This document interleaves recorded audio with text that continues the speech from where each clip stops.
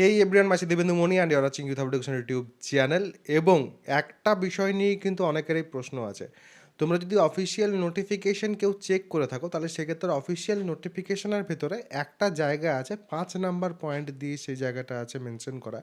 5 number পয়েন্টে গেলে পর, for the creation of merit list of polytechnics and ITIs, weightage shall be given to marks scored in percentage as follows দিয়ে এ পয়েন্টে তোমাদের কি দেওয়া আছে, for admission where class 10 is the minimum eligibility criteria, মানে যেটা আমাদের জেক্সপো বা পলিটেকনিকে ফার্স্ট ইয়ারে অ্যাডমিশন, সেখানে দেওয়া আছে 50% weightage to total marks and 50% to marks obtained in mathematics and physical science, এরকমভাবে কিন্তু তোমাদের মেনশন করা আছে।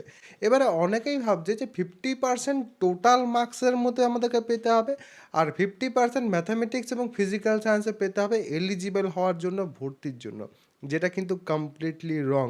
লাস্ট বছরও দেখেছিলাম এরকম ইন্টারপ্রিট করেছিল কয়েকজন, এবং তাদের কথা শুনে পরে অনেক স্টুডেন্ট কিন্তু বিভ্রান্ত হয়েছিল। এই বছরও দেখছি অনেকেই কমেন্ট সেকশনে কিন্তু এই বিষয়টা নিয়ে বলছে। একটা বিষয় ভালো করে বোঝো, এখানে 50% মার্কস তোমাদের চাই কিন্তু বলা হয়নি, এখানে বলা হয়েছে মেরিট লিস্ট বানানোর সময় 50% ওয়েটেজ দেওয়া হবে, যে টোটাল মার্কস আছে ক্লাস 10-এর সেইটা 50% দেওয়া হবে ম্যাথামেটিক্স এবং ফিজিক্যাল সায়েন্সের যে মার্কস এসছে সেটার উপর।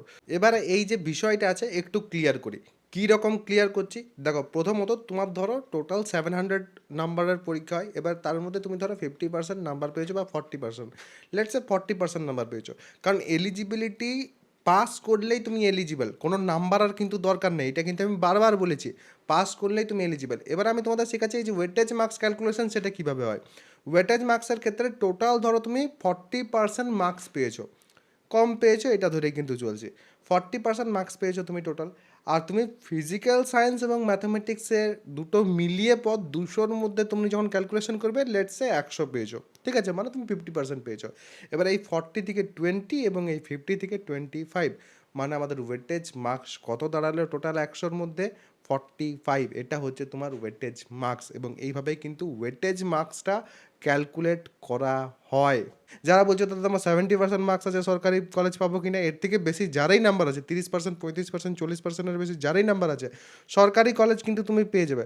বাট হ্যাঁ, যদি তোমার বেস্ট পসিবল সরকারি কলেজ পাওয়ার থাকে, তাহলে কাউন্সিলিংটা কিন্তু প্রপারলি শিখতে হবে, চ্যানেলটাকে কিন্তু সাবস্ক্রাইব করে বেল আইকনটাকে প্রেস করে অল করে নিয়ে ফলো করতে হবে, যেগুলো বলবো সেগুলো। কাউন্সিলিং হেল্পের কোর্সে কিন্তু তোমরা জয়েন করতে পারো, যেখানে তোমরা একদম A to Z সব কিছু কিন্তু পারবে। বেস্ট পসিবল কলেজ পাওয়ার জন্য যা যা করতে হয় কাউন্সিলিং হেল্পের কোর্সে A to Z সব কিছু কিন্তু ওখানে আমি তোমাদের শেখাই, এবং নিজে হাতে ধরে শেখাই। সেখানে কিন্তু লাইভ আসি আমি যখন তোমাদের কাউন্সিলিং চলবে সেই সময়, এবং তোমাদের যে ডাউটগুলো থাকে সেগুলো কিন্তু সলভ করি। যা যা বলি সেগুলো যদি তোমরা একটু ভালো করে ফলো করো, তাহলে সেক্ষেত্রে কয়েক হাজার জন কিন্তু সেখান থেকে বেরিয়েছে, তোমরাও কিন্তু ইজিলি সেখান থেকে বেরিয়ে একটা ভালো গভর্নমেন্ট কলেজে যেতে পারবে।